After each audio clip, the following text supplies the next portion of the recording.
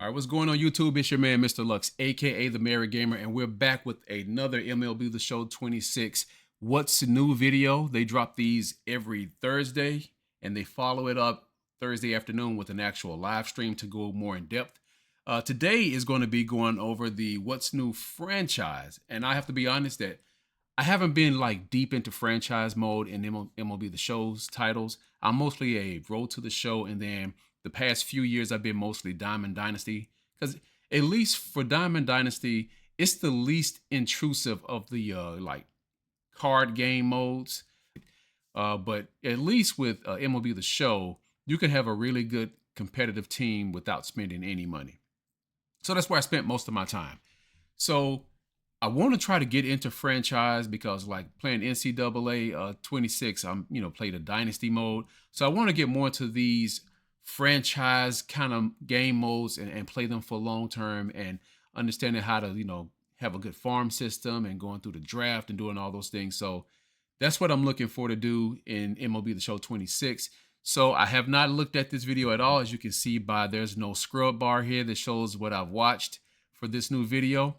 We'll watch it in its entirety all the way through. I'm not going to stop it, not going to comment, and then we'll go back through and then we'll comment on some things. So without any further delay, let's check out the MLB The Show 26 What's New franchise video.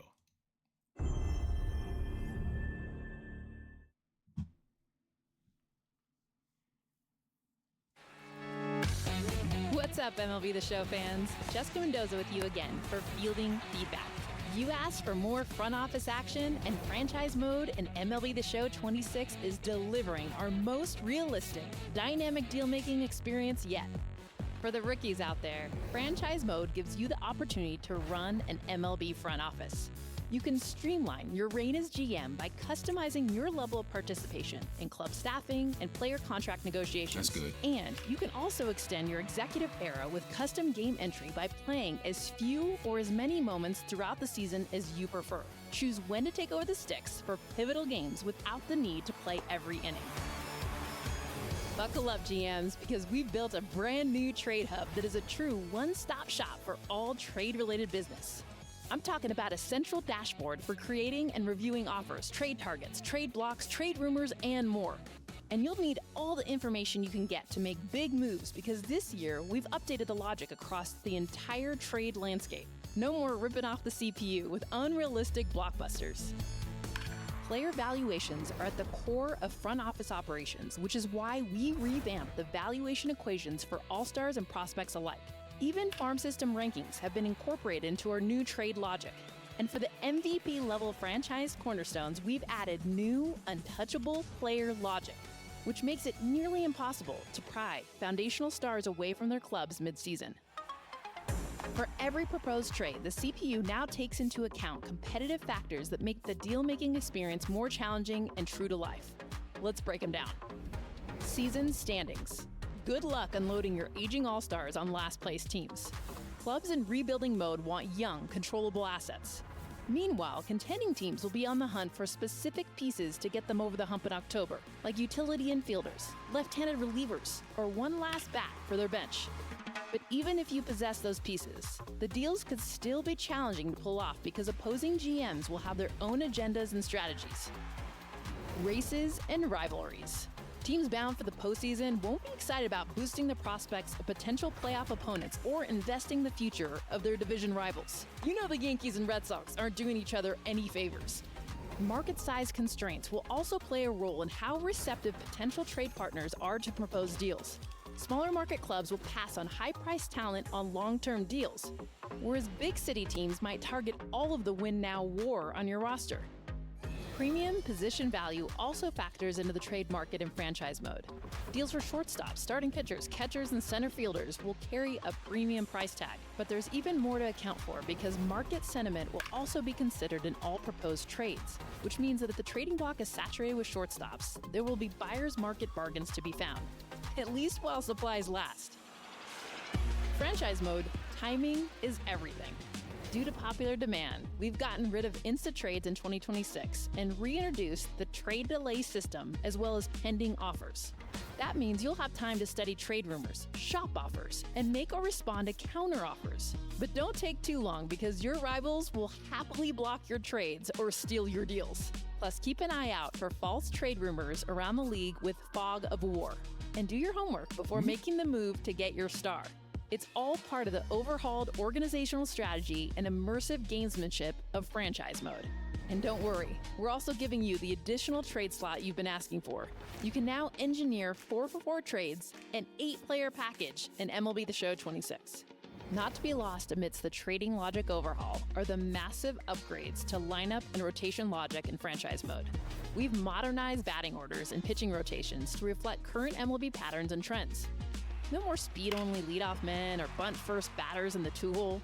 We're also now incorporating secondary positions into roster decisions. If your backup shortstop also plays well at the corners, there's no reason to waste him on the bench or diminish his trade value in a market saturated with shortstops. We're also getting much more realistic when it comes to bullpen burnout. No more abusing everyday relievers in franchise mode by literally making them pitch every day.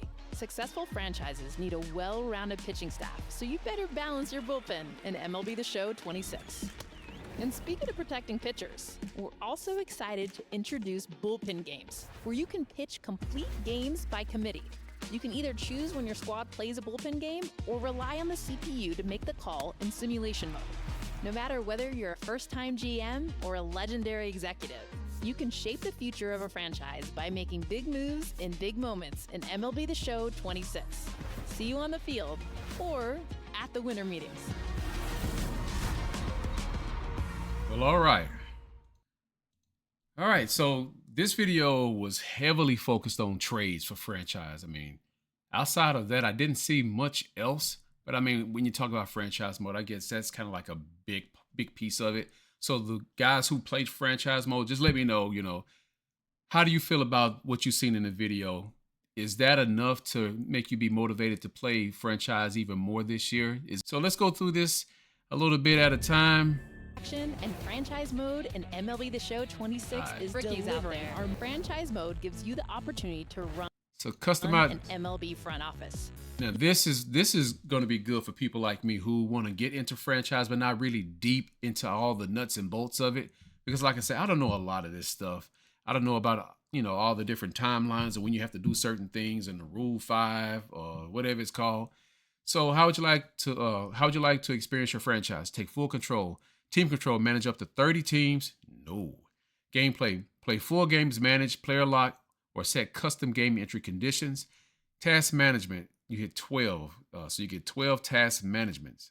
So start with full control of all manager and frontline office tasks, or front office tasks. Customize your perfect setup under tasks, okay? And if you go streamline, you can focus on one team, which is what I'll be doing. I don't know why you would want to do full control where you can mess with every team. Sim and enter games for important team and individual moments in mid to late innings.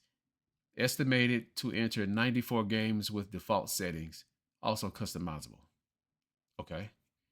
So you'll probably enter 94 games out of the 162 that they play on average. And then you have 5 task managements here, which is scouting, drafting, trades, free agency, and lineups and rotation. Okay. So, and then the next screen they'll show is how it looks. You can streamline your reign as GM by customizing your level of participation. So you can change it from automatic to manual. Some things are locked here. So in Streamline, so for Streamline, it said they're not even going to let you even fool with hiring and firing staff or the 40-man roster, and there's probably some other stuff down there. Entry management, so that's good. Some things they're just going to lock you out from because they probably feel like it's too overwhelming if you want to do Streamline. You can also extend your executive era with custom game entry. So this is already in the game. This has been in the game last year and I think maybe the year prior, but you can set the intensity level or the situation importance of when the game decides to let you come in and take over. So this slider dictates on average how many games you'll be coming in to play. And if you sim, it'll be 85 games that you'll play. Situation 7th inning or later, example, top of the 7th. So it gives you some examples here. Like I said, this stuff has been in the game already, but it just gives you nice examples of like, if you're confused about what this means. So example, top of the seventh, home team up by 2, bases loaded, 0 outs. In the player highlight moments, 7th inning or later, like no hitters or continuing a hit streak. These conditions apply when simulating via the calendar or when choosing custom game entry to enter a game.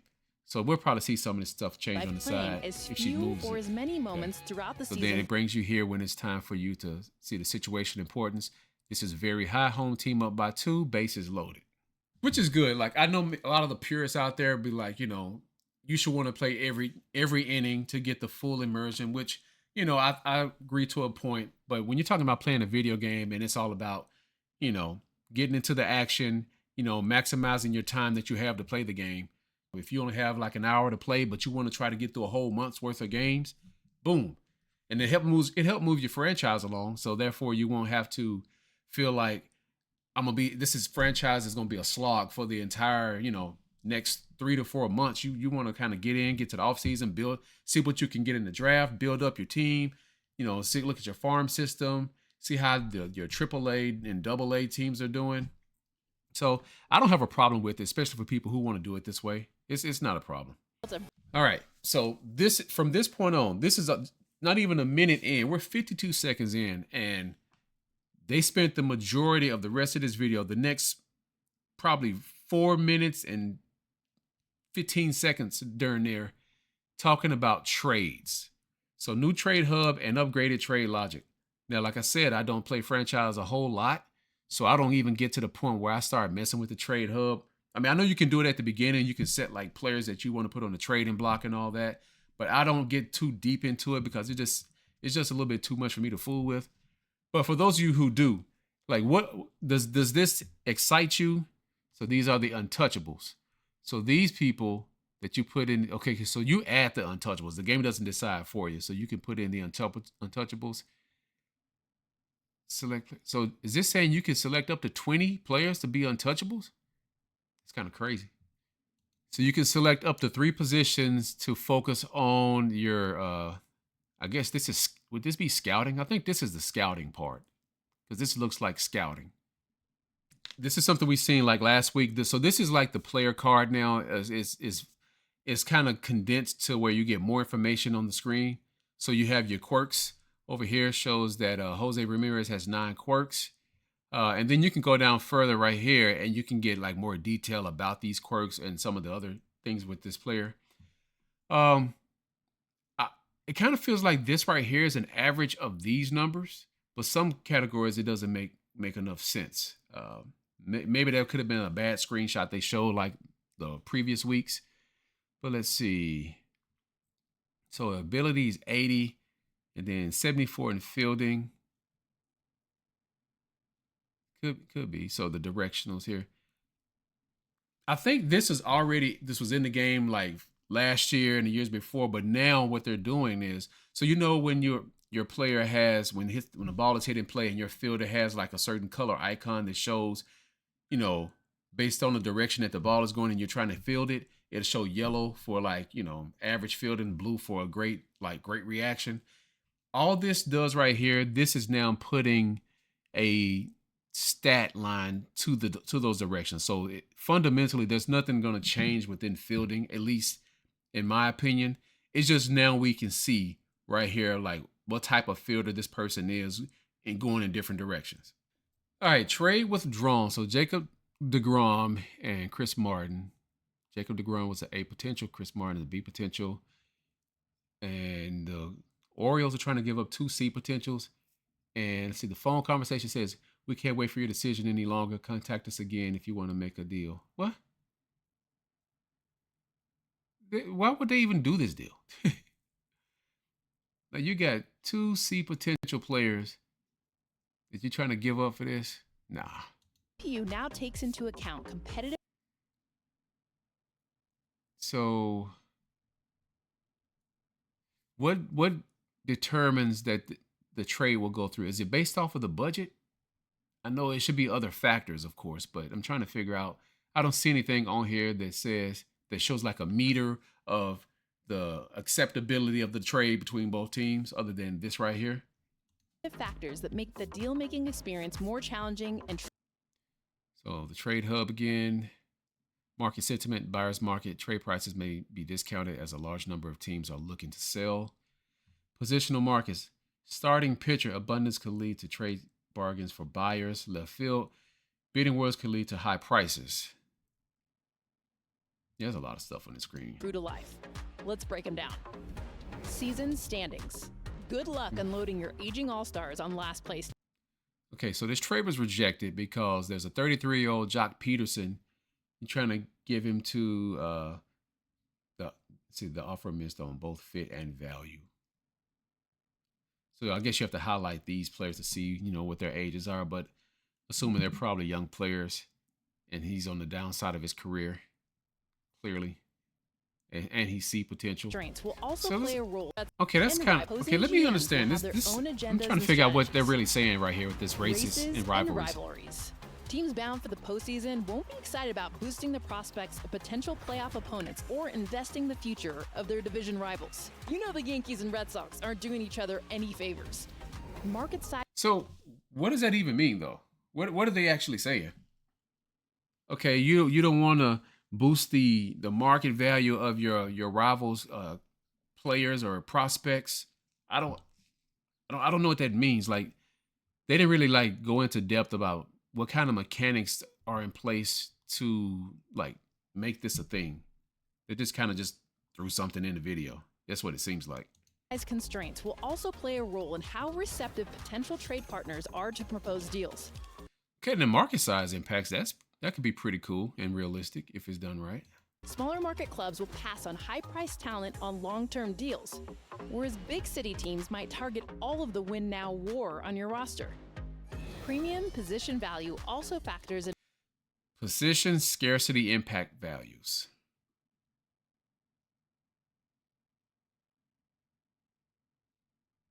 Into the trade market in franchise mode.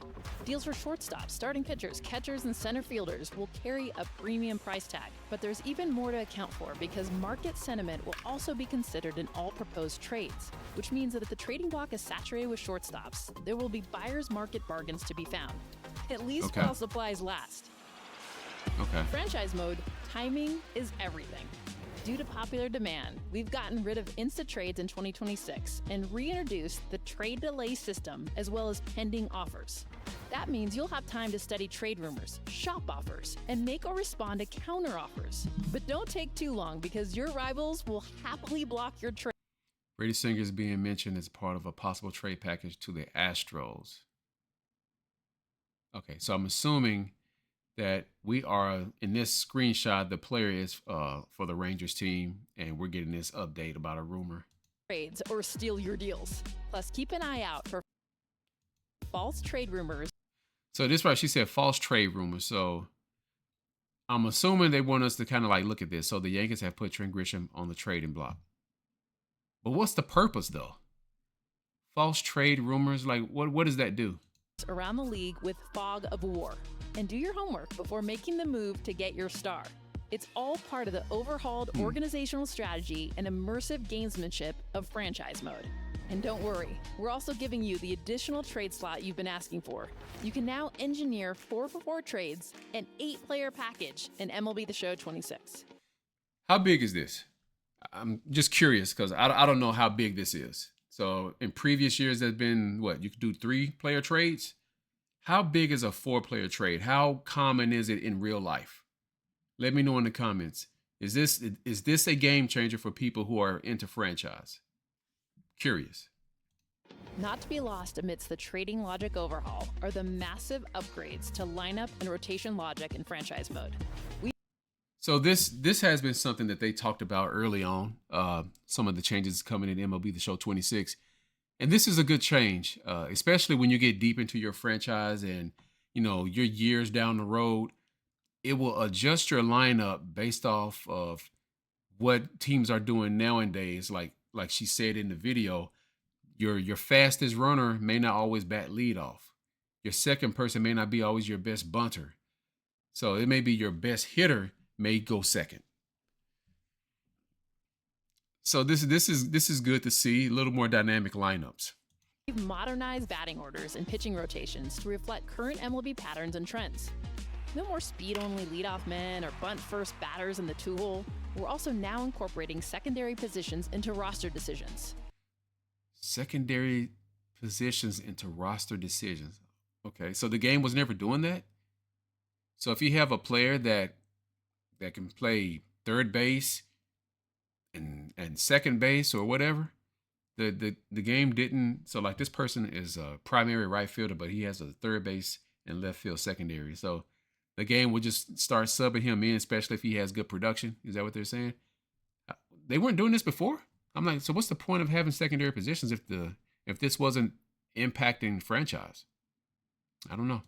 If your backup shortstop also plays well at the corners, there's no reason to waste him on the bench or diminish his trade value in a market saturated with shortstops. We're also getting much more realistic when it comes to bullpen burnout. No more abusing everyday relievers in franchise mode by literally making them pitch every day. Successful franchises need a well-rounded pitching staff, so you better balance your bullpen in MLB The Show 26. So that was also a thing where you could just constantly pitch the same reliever game after game? They didn't have like a depleting health pool? Or if they did, it was not that much of a factor to where you could still use them multiple games in a row? Speaking of protecting pitchers, we're also excited to introduce bullpen games, where you can pitch complete games by committee. You can either choose when your squad plays a bullpen game or rely on the CPU to make the call in simulation mode. No matter whether you're... What does that mean? Bullpen games, where you can decide if your pitcher's going to pitch the full game? I mean, that should be dictated by how well they're pitching and their stamina, right? Rounded pitching staff, so you better balance your bullpen in MLB The Show 26.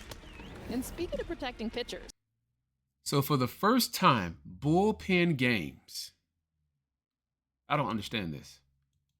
We're also excited. Okay, starting rotation. Select a starting pitcher from your bullpen or enable bullpen games that uses relief pitchers instead of a starting pitcher. Oh, okay.